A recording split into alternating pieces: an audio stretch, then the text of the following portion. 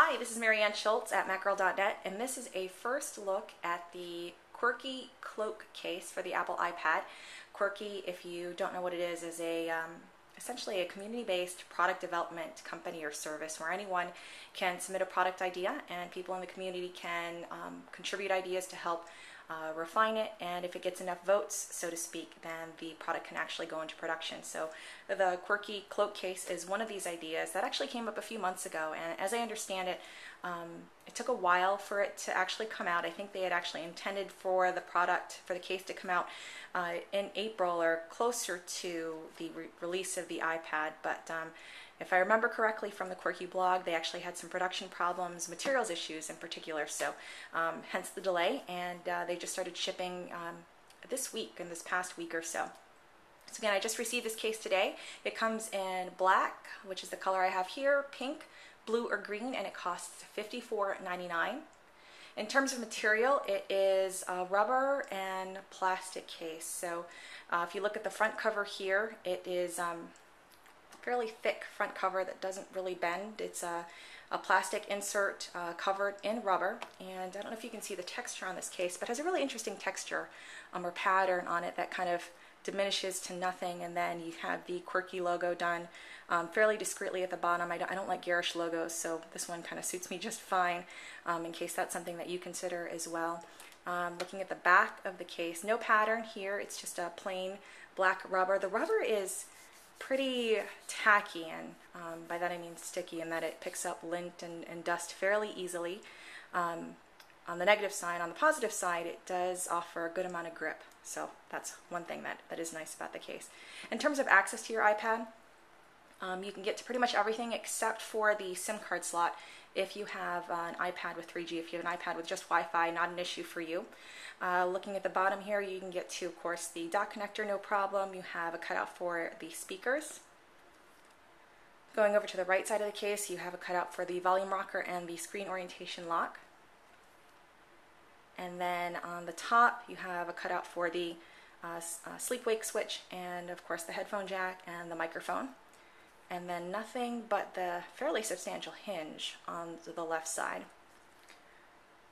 So getting the iPad into the case is actually fairly easy. You just pop it right into this rubber. This section here that carries that actually holds the iPad is just rubber, and you just kind of slide it in here, and then make sure that it's inserted well enough, and that all of these edges kind of fold over it, and it's fine. It doesn't sound very secure the way I subscribed it, but I don't have any issues with it coming out. It's going to stay put where it is. And it doesn't cover the screen at all except for the very edges. Hasn't impeded in terms of typing or swiping through screens or anything like that, so no concerns from me there. Moving to the inside cover, this is where things get interesting with the Quirky Cloak case. So this case is meant to be kind of an multi-purpose. You can do anything you want with your iPad while it's in this case. So they built in a number of stands. Actually just pop right out. My only concern with the materials on this section is that these are plastic and they're a little shiny. They look a little more cheap than I'd like them to, but all in all still very functional. So if you do want to use your iPad and you want to type on a desk, on a flat surface, you can just fold the cover back, pop out the smaller of the two stands here, and it'll hold your iPad up at a pretty good angle.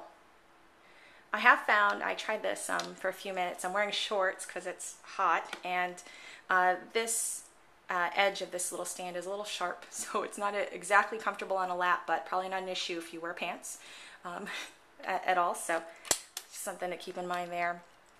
If you use your iPad, say in the kitchen as a cookbook, you can use this stand to prop it up in landscape or portrait orientation rather. That stays pretty well, so that's a nice feature there as well. And then my favorite orientation, if I want to watch a movie, you can just flip open the cover and it stays put just like that to leave the iPad in landscape orientation. Given the stickiness of the rubber, it stays put very well. I've tried it on a wooden desk, a granite countertop, and it's not going anywhere. So that part is very nice. The hinge, even though it's very substantial, it if I remember correctly, and I could be wrong, so don't hold me to this, but I thought that some of the initial designs for this case had some sort of ratcheting mechanism in the hinge so that it would kind of lock into place when you open it up, but it doesn't. But the action is fairly smooth, very easy to open and close the case, and feels very sturdy overall. It's all plastic here. I don't know if you can tell here. It's that rubber coated, and then the plastic sections the hinge here. So that's how that's made. In terms of weight, I don't think I talked about this yet. This case is very substantial. It weighs 1.2 pounds. So when you add in an iPad that weighs 1.5 pounds or thereabouts on its own, you're talking about a total of 3 pounds. So it's pretty darn heavy. And this might be a consideration for those of you who use your iPad on the go and you're standing on a train and you're reading and you've only got one hand to hold on to it, or something along those lines. This case adds a lot of weight to your iPad. For the moment, again, I just got this case. It hasn't bothered me so far.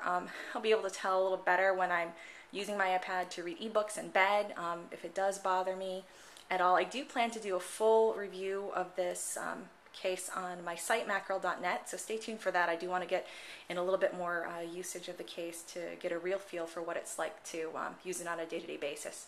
But right off the bat here, again, in terms of pros, feels like it's a very sturdy case, offers a fair amount of protection. This front cover is pretty thick. Nothing's getting through that unless you try really hard to damage your iPad screen through that. I like the stands. I like that it offers a lot of options in terms of using my iPad in a number of different positions. In terms of cons, again, getting back to the weight of the case, 1.2 pounds is a fair amount, so it does add a lot to the iPad's weight in and of itself. And I think I mentioned as well the kind of cheaper, shiny-ish, if that's a word, which it's not, plastic on the inside here that I don't really like, but it is what it is. But that's it. This is my first look at the Quirky Cloak case for the Apple iPad. Again, I plan to do a full review on my site. If you have any questions, if there's anything in particular you want me to take a look at, feel free to let me know. You can email me at marianne@mackerel.net. And thanks for watching.